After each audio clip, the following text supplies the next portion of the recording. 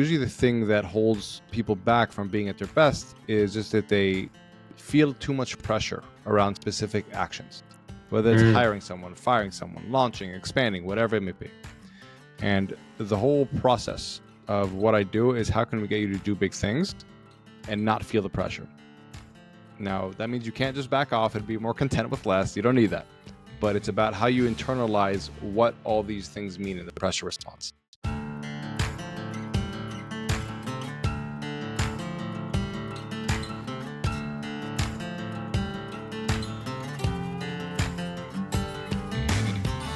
Constructing your life is about much more than just building a bank account. Each week, join real estate entrepreneur and mindset coach Austin Linney as he interviews guests who are constructing their dream lives and impacting the world around them on a daily basis. If you're an entrepreneur or wanting to start a business, or you just want to hear motivating stories of how others have overcome the odds, you are in the right place. And now for your host, Austin Linney. Guys, welcome back. This is Austin Linney with the Construct Your Life.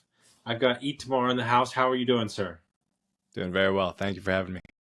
Doing good. We got introduced by Neil, and man, I tell you what, there are people that he keeps introducing me to people, and everybody's amazing, and it's you just I think it's him and I have a connection when it comes to travel. We talk about, I don't even think we've ever talked about business. We just talk about these crazy trips he goes on, and I can't wait to introduce him. And what I found is that the people that I really connect with are driven entrepreneurs, driven business owners, but yet we never talk about business ever. Yep. We talk it about spills life. over. The values spill over, man. Yeah, it's so great. So for anybody that doesn't know you, kind of tell my audience a little bit about yourself, and then we'll get going from there. Cool. So, like I said, my name is Itamar Marani, ex-special operations. Was there for over a decade and a half, worked both in the special forces, then was an undercover agent, was the youngest air marshal and federal agent in Israel's history. I'm a Brazilian Jiu-Jitsu black belt. Was mentored by the Mossad's chief psychologist for about 5 years. And now I've been a mindset and performance coach to hundreds of 7 to 9 figure entrepreneurs, Neil being one of them in the past. And that's what we do these days. So super underachiever. Got it. Yes, it worked. So yeah, you never done anything with your career. For whatever reason, I keep meeting ex-military guys.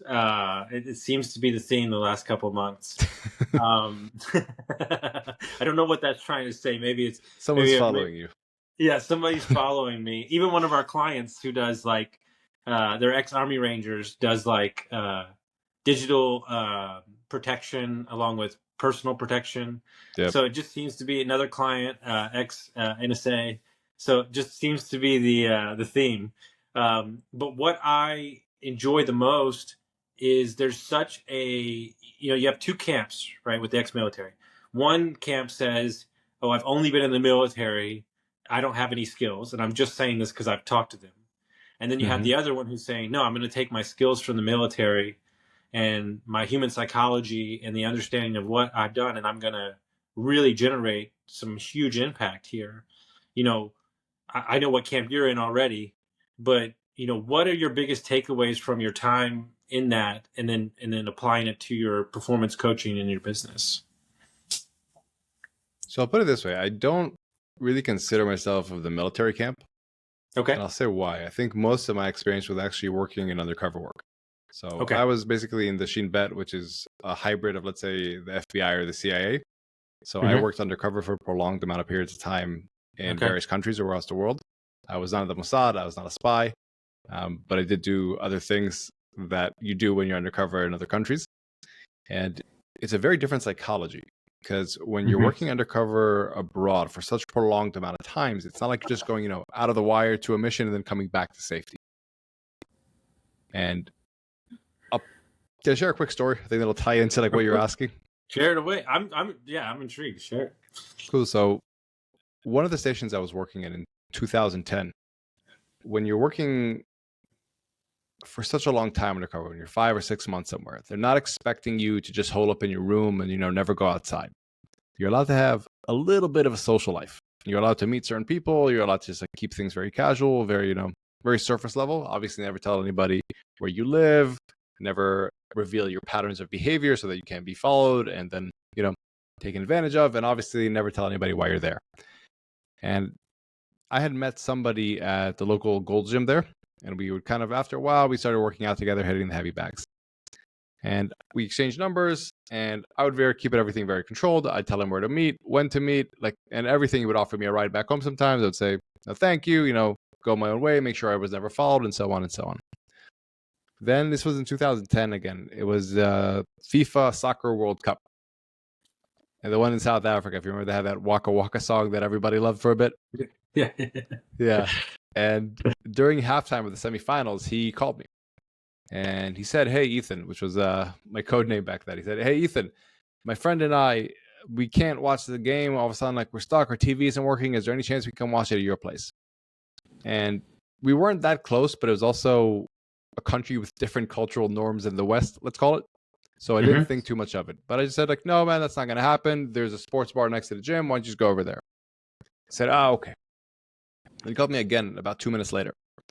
And he said, Itamar, can we please come watch the place? Sorry, Ethan, can we please come watch the game at your place? We're really desperate to watch the second half. They're not showing you the sports bar. And I said, no, it's not going to happen. He said, okay. Then he called again about a minute later. And he said, hey, man, we're really desperate to watch. The second half is about to start right on your street anyway. Can we please come watch the game? And I looked at the phone and said, how do you know where I live? And there was a bit of a silence. And then he stuttered and he muttered, you told me once, which was obviously never true. I made sure I was never followed, let alone I would tell somebody where I lived. And I remember looking at my flatmate, who was also another agent that was living there, and looking into the phone and saying, okay, I know who you are. You know who I am. The next call is yours. What do you want to do? To basically try to deter them and let them know, you don't have the element of surprise anymore. And at that moment, my flatmate and I both went into our rooms, opened each of our safes, got out the extra ammunition, and basically took a line of fire to the door and basically waited what happened. We called up the chain of command. We told them what was going on. And fortunately, my little guys to tell them, I know what's up, and ruining the element of surprise was enough. After a few hours, we realized that nothing was happening. Unfortunately, we didn't have CCTV in the building, but we just kind of understood that nothing was going to expire. And within a couple of days, I was taken out of the country. Now, as a young man in his 20s, I thought I could just compartmentalize all that. But so I was like, okay, that just happened here. I'm going to go back home for a 2-week kind of debrief and a bit of to catch some air. And then I'm going to go on to my next station. And I did that. But for the next 7 years of life, I wasn't able to make any new friends. Oh. And it was a weird thing that I didn't realize that I had formed this rule in my head that anybody who I don't know and is not Israeli is a potential death threat. That was the rule I formed in my head from that altercation. And it wasn't until I shared this with a friend of mine who's actually, an entrepreneur and Israeli and someone I respected, that he was like, dude, I think you need to get some help. That is a problem. That is not normal. And, truthfully, because, and I'm not proud to say this, but because it felt like such a bombastic story, it was cool enough, it was alpha enough, I gave myself permission. And that's when I got in touch through the back wires with the Mossad's chief psychologist. And we started working through this stuff. And the main lessons I learned, in a weird way, that situation with Al-Qaeda, and later again, it was confirmed by our local Mossad attaché, confirmed with the local intelligence agencies that was indeed Al-Qaeda cell that was trying to kidnap me.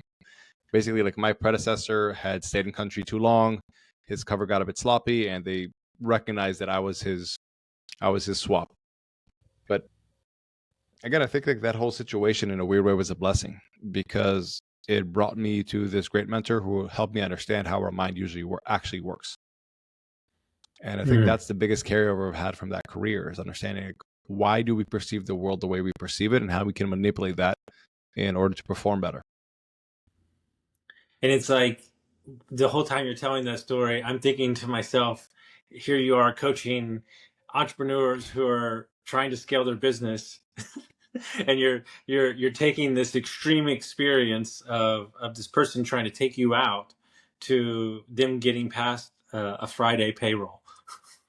Yeah, and a big thing is like, like the hardest thing that's ever happened to you is the hardest or scariest thing that's ever happened to you. It's all context. And there's a lot of beauty in extremes because they bring out lessons. And with entrepreneurs, beyond making the next payroll, there's a lot of fear of if I do this or if I do that, what it's going to mean. What will people think about me? Sure. What will happen if this? And a lot of times we don't even recognize that we have these patterns, these wiring in our heads. But if we know how to break them, then all of a sudden you can do the things, you can make payroll, you can launch the product, you can grow the business, you can make the hires without also all that emotional weight behind it. And that's really what I do with entrepreneurs, like what I did with Neil. Like Neil's, and he's open to sharing this because he's recorded like a public podcast about this and all that. He had a big concern. Like he thought he wanted to scale his franchise businesses. And he was like, but should I do it? Should I not? And it was really uncovering what is his concern about. Like you said, he loves to travel. He goes all around the world. And he had a belief he wasn't aware of that if I scale, then I'm going to sacrifice my lifestyle. Like what I've actually built all this for. And really all our work was, in a very, very simple way, was to challenge that belief and find out if there are paths that are different where he could actually scale without having to sacrifice things. And where does this fear of if I scale, I'm going to lose my freedom coming from? And is it actually relevant to him? Like, that's all it was. That's why it went from like 3 franchise locations to 27. It's just unwiring a couple things in the mind. Because I think one of the main overarching themes that I deal in and kind of I've seen is that, if I slow down, everything's going to crumble around me, right? Like that's the kind of like, so for me, the last like 7 months have been like removing the hustler, the fixer into just like presence and like sovereignty, right? And one of the things I work with clients a lot is like toxic achievement. Like, great. What do you mean by that? Like, okay, so what I find a lot of the clients that I find is, let's say they built a $2 million, $3 million, $5 million, $10 million business, but their achievement was based off of a grudge or a slight or whatever. A chip on their shoulder in some way. Yeah, they're not working out. Their health is terrible. Their relationship with their kids are terrible. And I'm trying to get them to understand that there's a better way, there's a cleaner way to create fuel within inside of you that is more in presence, and you can have it in whole alignment than just achieving something to get something, which is toxic. Your energy around it is toxic. Like, these are all the things that I see constantly. Yeah, definitely. I think there's also a big fear for people that have a chip on their shoulder, that if I like go on the chip on the shoulder, I also lose my success, my drive. Like, well, this is my secret sauce, so to speak. Like, I'm sure you've seen this, but I'm just seeing that not to be true. It was me. Yeah, 100% for 20 years. I mean, former alcoholic, former drug addict, homeless, sober almost 7 years, didn't talk to my father for 20 years. Now we have a relationship. Like, I get it. I get all those things. And so that's why I can relate to them. And so, the thing is that, I've coached thousands of people, and everybody has their own problem. I've coached drug addiction, divorce, everything that you could think of, I've coached it, right? And at the end of the day, it all boils down to they want to be seen and they want to be loved. That's it. Like, we do all these things and we're making all these spectacles, hoping that we can heal, the 2-year-old self. And like you said earlier, it's not these big overall shifts. It's these 2 millimeter shifts in mindset, perspective, kind of understanding. But here's the problem. You have to be still enough and slow down enough to hear them. Yeah. And I think, like, you've experienced as a coach, just having an external perspective it's very hard to see the skin on your own face. And a lot of times these things, like, we're not even aware that we have them. Like, I wasn't aware for 7 years that I had this patterning of like, oh, anyone who's not Israeli is not safe. And it's sometimes just having an external voice is just really, really helpful. Like, beyond the stillness, beyond that, just somebody who can stop you and be like, hey, this is what's going on in your head. Are you aware of this? And you'd be like, no, I was not. No, I was not. And one of those things is like, so like when you're working with a client, like, and you're seeing, is there a general pattern? I assume you work with a lot of entrepreneurs. That's a lot of my audience. Yeah. Do you see a general pattern that has come up over and over and over again? Or is it, more of a customized, everybody's got their own kind of issues? So it's a great question. I'll put it this way. My So I think I work with a more narrow audience than you do. Like I don't work with as many kinds of people. Like when people go through divorce or like are really trying to like get themselves up and going, that's usually not my specialty. But when people are already, let's say like they're already doing well and they want to go to the next level, but they're like, I know I could be doing a little bit more. I could be like, there's an extra like a little bit unlocked. And usually the thing that holds people back from being at their best is just that they feel too much pressure around specific actions, whether it's hiring someone, firing someone, launching, expanding, whatever it may be. And the whole process of what I do is how can we get you to do big things and not feel the pressure? Now, that means you can't just back off and be more content with less. You don't need that. But it's about how you internalize what all these things mean in the pressure response.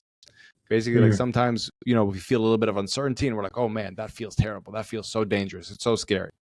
But it's just a story we tell ourselves that uncertainty is dangerous. Because again, you know, 100,000 years ago, when we evolved, uncertainty could very well be dangerous. Like that little rustling in the bushes on your way to the watering hole, that could be a predator. So we have these kind of things that cause our pressure to spike, or somebody perhaps judging us, because what if we get kicked out of the tribe and we're left alone on ourselves in the savannas? We're going to die. So there's these things that cause our pressure to spike and that we attach to them. Now, to your question, I see three main patterns that people fall into when they feel this pressure. One is just to go harder. Like my response to anything where I feel a little bit of discomfort, I'm just going to push through and like barrel my head down. Why? Because that's going to give me a sense of certainty. Like, oh, I'm doing something. I can control this in some way. Yeah. And like the problem, like you're smiling because like it's familiar. Like this was my patterning as well, and it probably still is on a lot of levels. Is that and with all these patterns, the challenge is that there's a benefit to them. Like being able to go hard in the right space, it's a gift. You know what I mean? When you can actually just put your head down and get the thing done. However, when it's not something that you're doing consciously, where you're saying, okay, for the next 48 hours, we have to have a hard sprint, but it's just something that you're doing as an emotional reaction to whenever you feel uncomfortable, I'm just going to go hard at everything. That's usually when you get burnt out, you burn out your team, and you're actually operating at far less than your potential because you're constantly at the edge of exhaustion. You're not able to think strategic. So that's the first pattern, the go harder. The second pattern is the Mr. Nice Guy. So this is, again, when anything feels a bit uncomfortable, I feel a bit of pressure, my default is going to be like, how can I accommodate everyone and make sure everyone is happy? And again, like this could be a superpower when you know how to make people happy, engage people, like how we talked about, have a great network and all that. But when at the end of the day, you start optimizing for other people's happiness instead of your results and making sure that everything is a win-win, that's when resentment starts to build and frustration starts to happen. And that's where you see this both in business relationships and in personal relationships. So people start to pent up this resentment, and it boils up and becomes a pressure cooker that eventually explodes. So that's a Mr. Nice Guy.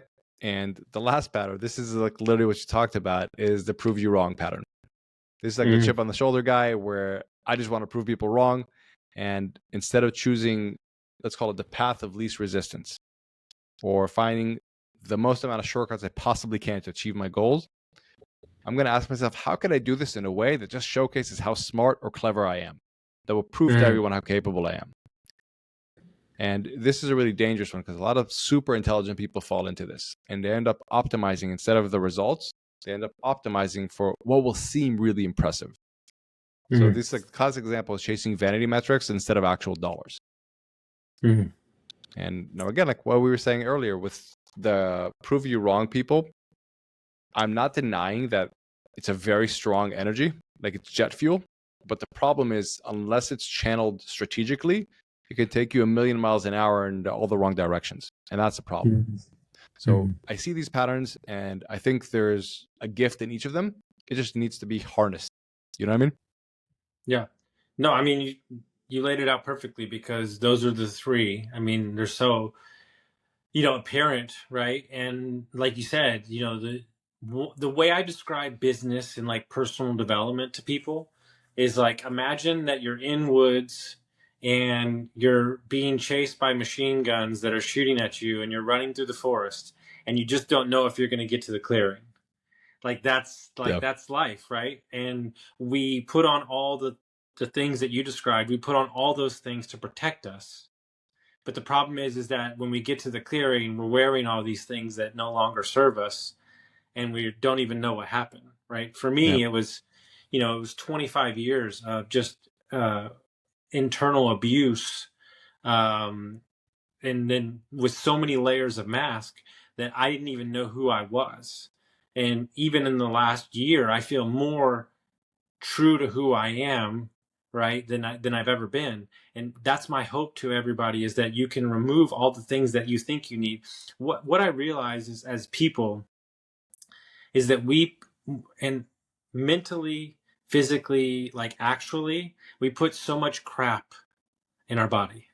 Like we, pre-workout and all these things, energy drinks, and toxic information and toxic people's views and social media.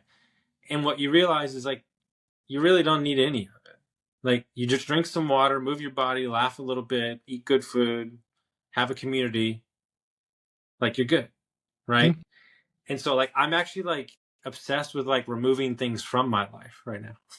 Like, how much stuff can I not need to be happy, present, and joyful, right?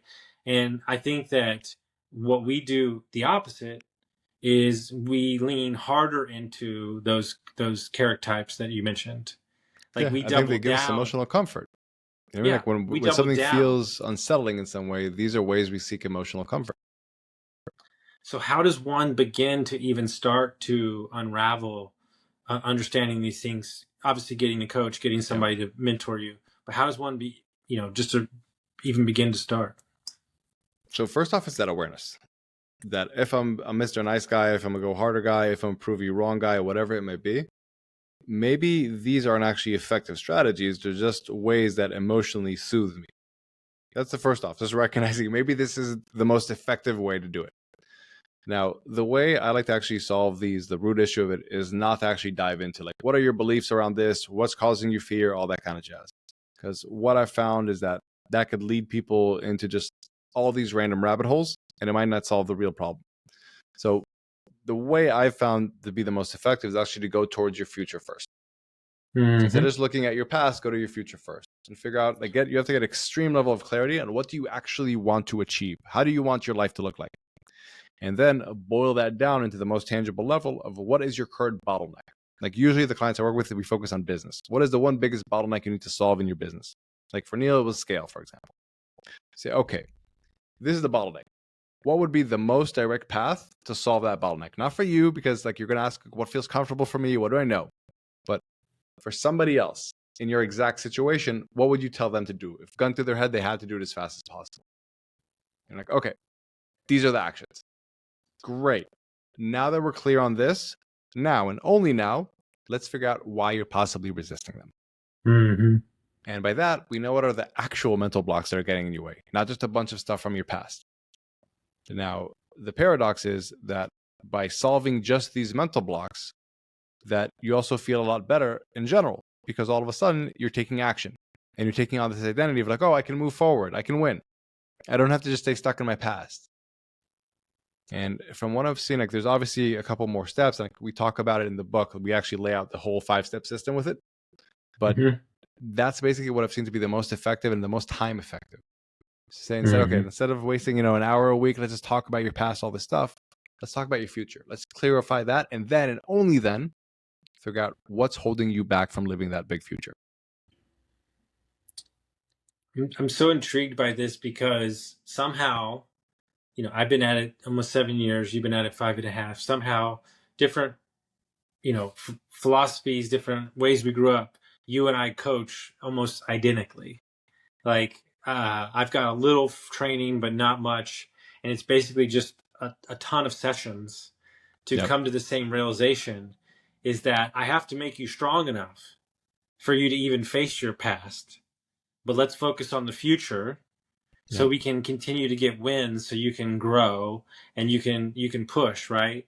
And not in a way of, like, force, but in a way of just, like, confidence gets built and so on and so on. And so, what I loved most, and I'd be interested to get your viewpoint, I think people these days are more open to mentorship, consulting, and coaching than they've ever been. And I do like the trend that I've seen over the last couple of years of people getting outside help to move past some of these things, especially business owners who are willing to invest in themselves. Have you seen the same thing within your niche? It's a good question. Like, have I seen an uptick in this, so to speak? I'm not fully sure. I think it's like since I kind of came into the game, there has been an openness to it. I think the biggest thing that's challenging is that most people, especially most entrepreneurs at a certain level of success, they recognize the importance of a coach. Like anybody wants to, they recognize that. The challenge, though, is can I trust someone? Like, I'm sure you've seen it. The problem with the coaching industry, and I think it's like what makes it challenging for a lot of people, is that there's no true barrier to entry. Like anybody, you know, can move to Bali and then say tomorrow, like, I'm a life coach now. Yay me. You know, and like that's the challenge of it.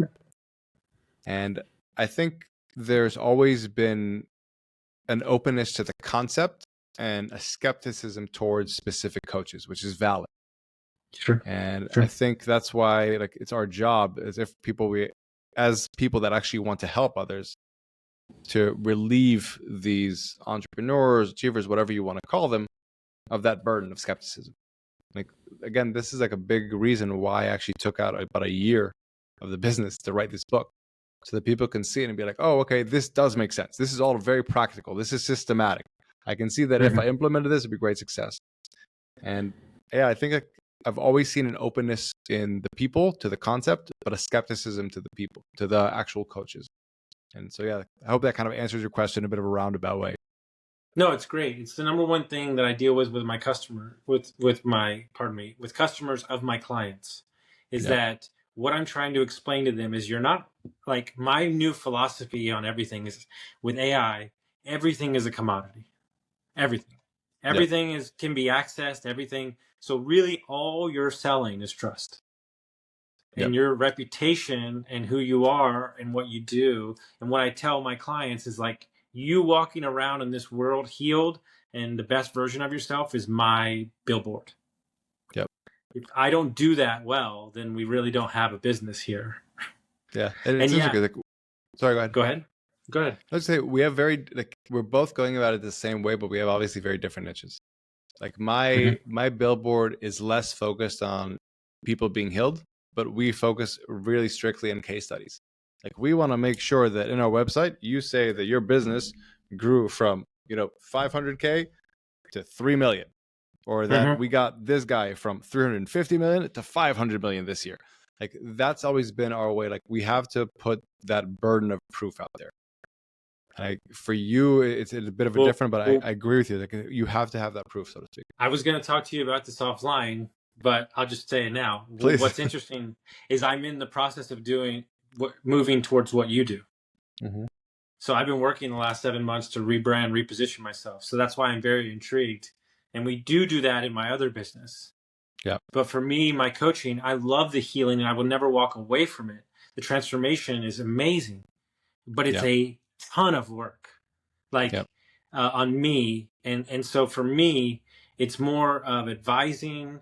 I want to do more of enhancing, taking them to that next level is more where I'm moving toward over the next couple years. Yeah. Well, I can share, if you're new, I can share very openly kind of my philosophy on this. And it could also, I think there's some lessons of it to whoever's in the audience that they can apply themselves. Like, I focus only on helping winners win. Period. And there's a couple reasons for that. First off, if they're already winning, they can afford certain rates. That's one.